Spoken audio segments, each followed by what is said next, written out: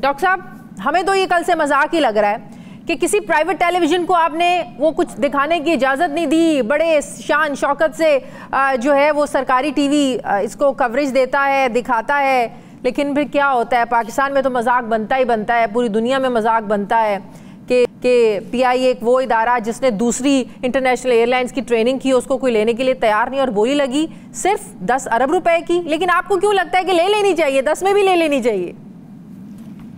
देखिए, गुजारिश ये है कि एक तो मेरा नहीं ख्याल है कि इनको प्राइवेटाइजेशन करने की ये नीयत भी थी। मैं सच बता रहा हूँ कि ये जो इनकी नीयत नहीं थी। दूसरा, इनको समझ भी नहीं है कि किस तरह प्राइवेटाइज की जाए अगर नीयत थी तो। आपने जो 3 बड़ी पार्टियां ऐसी थी जो बड़ी सीरियस थी, पाक एथनॉल का नाम लिया जिनके साथ कोई स्विस एयर ग्रुप था, आपने बात की यूनुस ब्रदर्स लिमिटेड की जिनके साथ टर्किश एयरलाइन है, पिगासस प्राइवेट एयरलाइन है, वो उनके साथ ऑपरेटिंग का एग्रीमेंट कर चुके थे।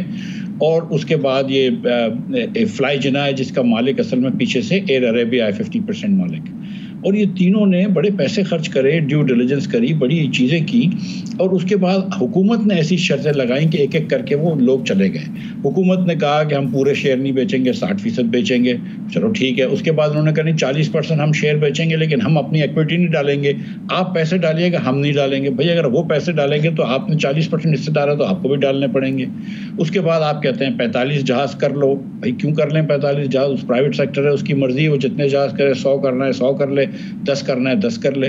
आपने न्यूयॉर्क इस वक्त अमेरिका नहीं जा सकते, यूरोप नहीं जा सकते। यूरोप इसलिए नहीं जा सकता कि EASA आपको फ्लाई नहीं करने देता।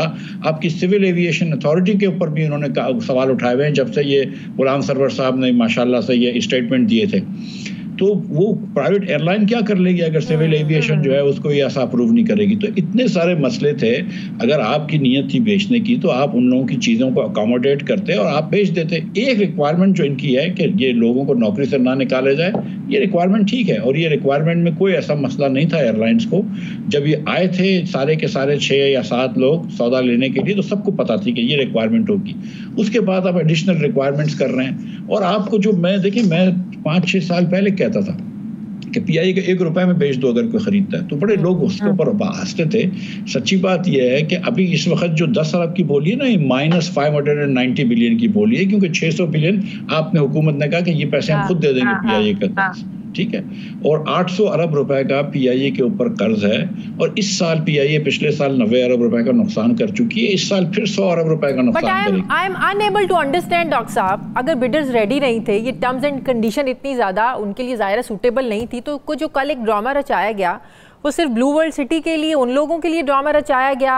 फिर तो ये सारी एक्टिविटी होनी नहीं चाहिए थी ना, जब लेने वाले इंटरेस्टेड नहीं थे, जब इन्वेस्टर आपकी टर्म्स एंड कंडीशन से एग्री नहीं है, तो फिर आपने इतना ड्रामा रचाया किसके लिए? दुनिया में बुरा इमेज देने के लिए?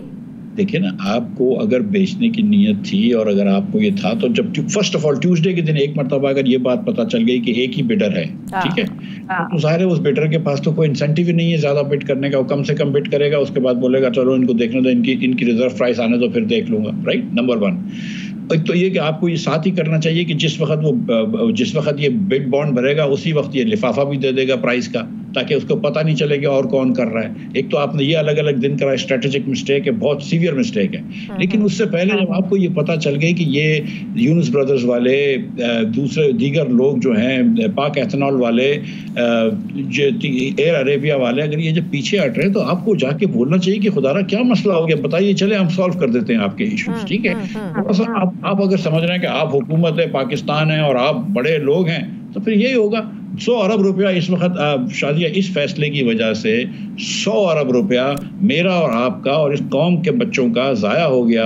अगले साल फिर नुकसान होगा, और पूरा निचकारी का प्रोसेस जो है ना, हमने जिसके अंदर हमें बहुत सारी कंपनियों की निचकारी करनी थी, वो सब ख़त्म कर दिया। ये पहले भी ऐसा हुआ था, 2013 से 18 की नून की हुकूमत में भी इन्होंने ज़बरदस्ती निचकारी के प्रोसेस को ख़त्म किया था, और आज ये फिर कर दिया। लेकिन उस वक्त तो आप देखें ना, PTI की मुखालफत थी, कोई अपोज कर रहा था, कोई एतराज़ उठा रहा था। आज तो उस तरीके से कोई ऑपोजिशन ही नहीं है।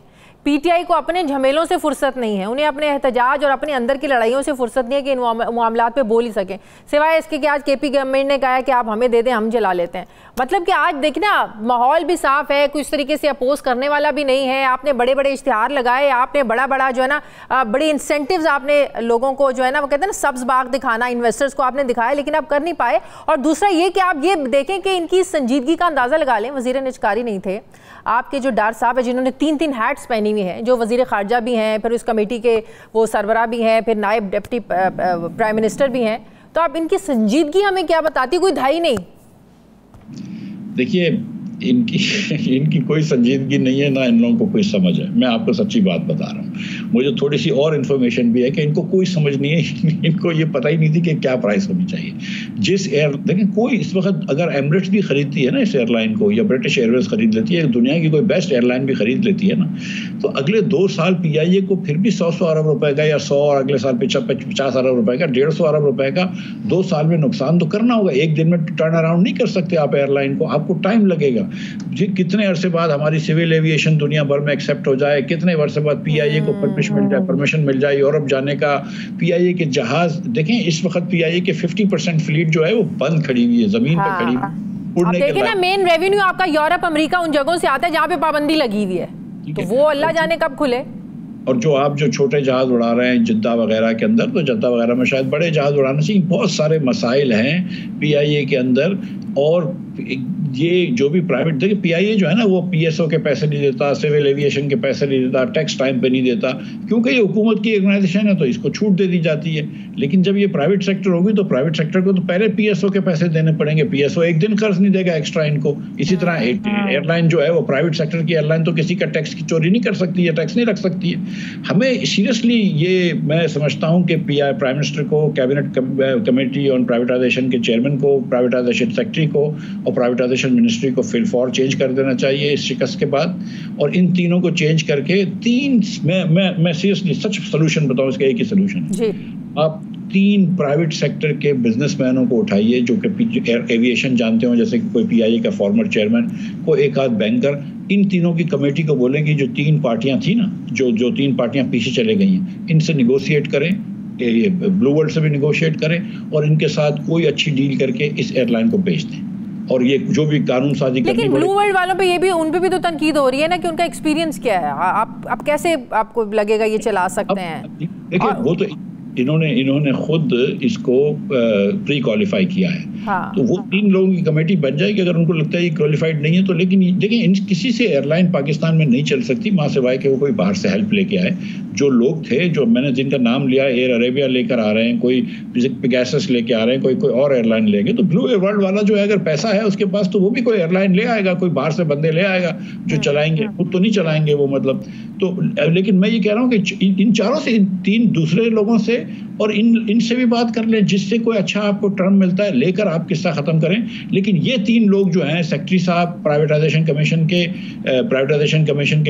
वजीर और सीसीपीओ के चेयरमैन, ये 3 नहीं होने चाहिए। आप लोग लेकर आए नोमान डार जैसे, आप लोग लेकर आए, मतलब क्रेडिबल पीपल, जफर अहमद जैसे पीआईए के चेयरमैन थे, 3 लोग आप लेकर आए, कोई मतलब प्राइवेट सेक्टर से जाकिर महमूद साहब थे पीआईए के। आप कह रहे हैं अलीम खान साहब कोई सूटेबल वो पर्सनालिटी नहीं है इस पोस्ट के? अलीम खान साहब बहुत अच्छे आदमी हैं, ये काम तो इन्होंने नहीं कर पाए ना। डार साहब बहुत अच्छे आदमी हैं, ये काम नहीं कर पाए, और ना इनका इसमें दिल है, मैं जानता हूं। और सेक्रेटरी साहब का तो मुझे नाम भी नहीं पता, बहुत अच्छे शख्स होंगे, लेकिन ये तो फेल हो चुके हैं ना एक मरतबा। जब आप बाबर आजम को क्रिकेट की टीम से हटा सकते हैं तो मेरे ख्याल से इनको इस टीम से हटा देना चाहिए।